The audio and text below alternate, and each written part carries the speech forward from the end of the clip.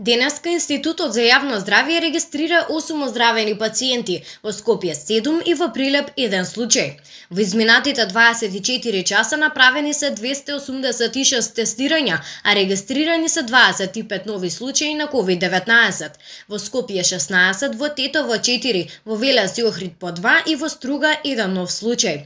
Од вкупниот број на направени тестови во изминатото деноноќе, 124 теста се направени во рамките на скринингот во градинките и сите се негативни.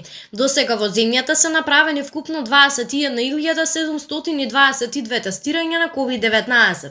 Денешниот ден бележи 3 смртни случаи. На клиниката за инфективни болести и фебрилни состојби почина пациентка од Куманово на 60 години, хоспитализирана на клиниката од 27 април. Во градската општа болница 8 септември почина пациент од Струга на 59 години, примен на 16 мај и пациент од Скопје на 51 година, хоспитализиран на 4 мај. Вкупната бројка на ковид диагностицирани во нашата земја од почетокот на епидемијата изнесува 1817.